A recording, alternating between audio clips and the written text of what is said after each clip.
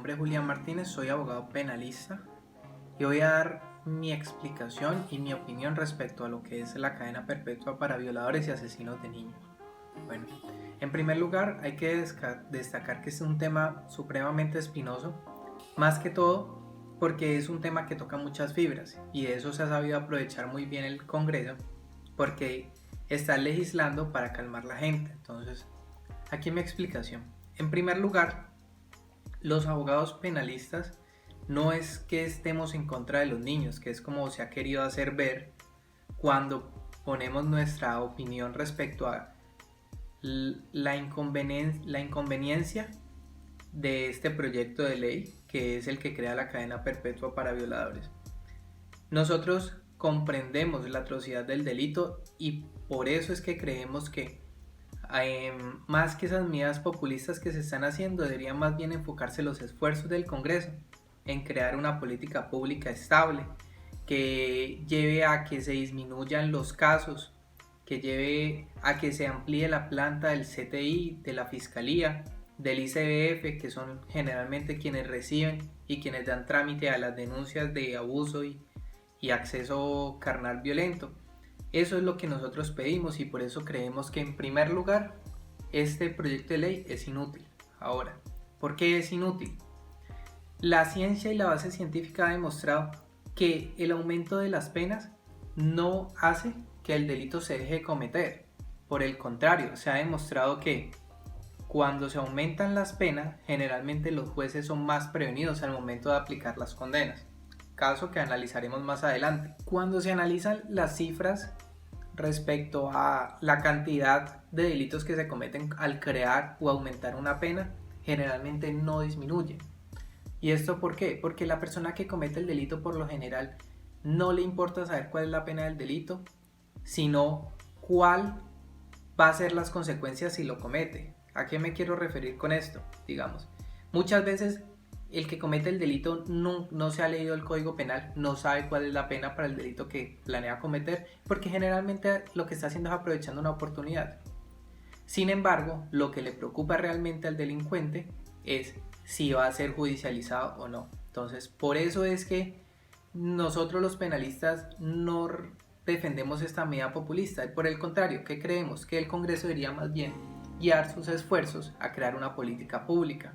No va a aumentar penas porque no va a disminuir el número de casos. Eso por una parte. Ahora, en mi concepto, y yo estoy seguro que todos los penalistas me acompañan, es que el proyecto de ley es inconstitucional.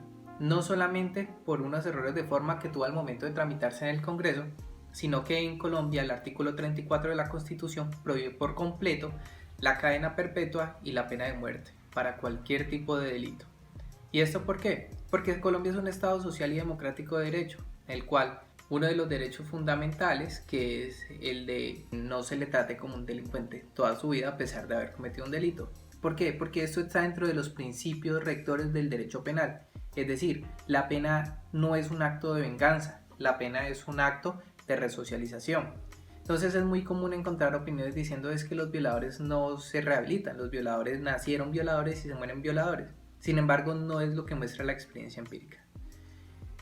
De hecho, la mayoría de países donde han cumplido una pena en condiciones decentes, generalmente no hay una tasa de reincidencia. Entonces, bueno, partiendo de la idea de que el derecho penal no es para vengarse de una persona, sino para evitar que se cometan este tipo de delitos, lo que hay que hacer es formular un buen proyecto penitenciario, un buen proyecto, como ya lo dije, que amplíe las plantas de personal de las entidades que se encarga de tramitar estos casos, más que crear una pena o llevar una pena a unos límites que son inconstitucionales, porque estamos hablando de venganza, no estamos hablando de justicia.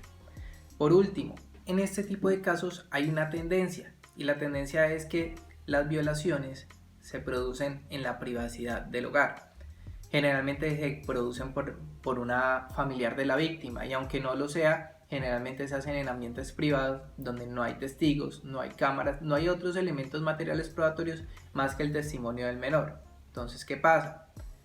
Generalmente, al solo contarse con ese testimonio, la Corte Suprema ha dado parámetros para que cuando los jueces analicen estos casos, estos temas, le den una especial credibilidad al relato del menor.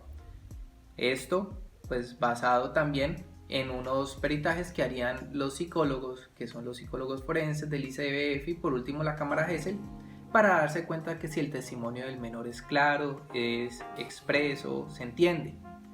Pero ¿qué pasa? Ellos no son detectores de mentiras. Entonces muchas veces el relato del menor no tiende a ser tan claro, a veces divaga, a veces se contradice, y eso haría pues que en un caso normal el menor pues no se le diera la credibilidad total a su testimonio y por ende hubiera absolución. ¿Qué quiero decir con esto? Por lo general, un juez decide condenar a una persona cuando tiene los suficientes elementos materiales probatorios para hacerlo. Cuando no lo hay, la lógica del asunto y lo que indica la Constitución es que a esa persona se le absuelva por duda razonable. Pero esa sería la tendencia en los casos de acceso carnal abusivo, de acceso carnal violento, si la pena fuera la cadena perpetua.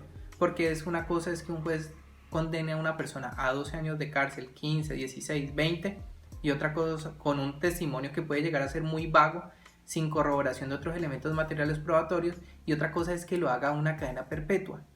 Digamos. Una cosa es que un juez se arriesgue a dar una condena relativamente corta, de 20 años, 25 años, que no es corta, de hecho son muchos años teniendo en cuenta que la ley de infancia y adolescencia prohíbe cualquier clase de subrogados a las personas que sean condenadas por los delitos contra menores, es decir, si lo condenan a 25, paga 25. Y otra cosa muy diferente es que a esa persona la condenen a cadena perpetua. No pasaría por lo que acabé de mencionar. Por lo general no hay los suficientes elementos materiales probatorios para emitir una condena de ese tipo.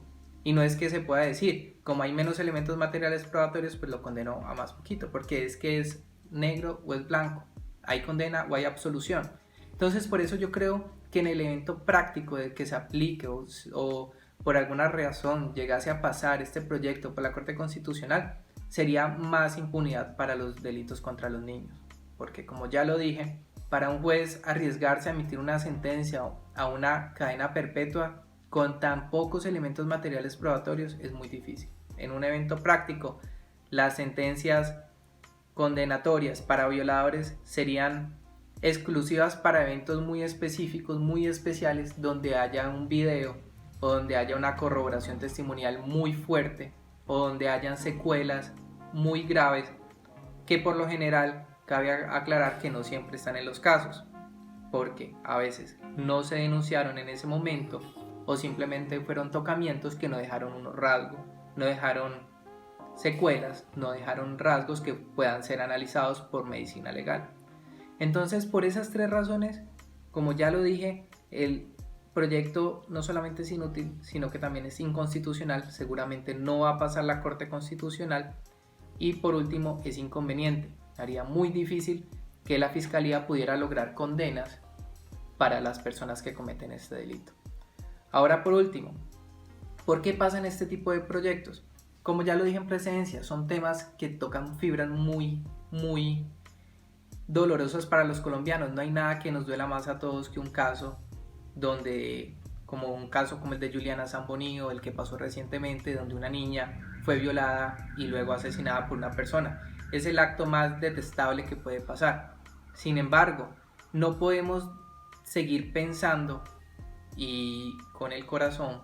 Tenemos que razonar, tenemos que solicitarle a nuestro Congreso que pida ayuda a la academia al momento de hacer este tipo de proyectos. La invitación es que seamos un poco más críticos al momento de ver este tipo de proyectos, digamos, más cuando tocan aspectos del Código Penal. Intentar no razonar siempre de una manera basada en los sentimientos, sino intentar escuchar más a la academia, que es la que sabe de este tipo de temas.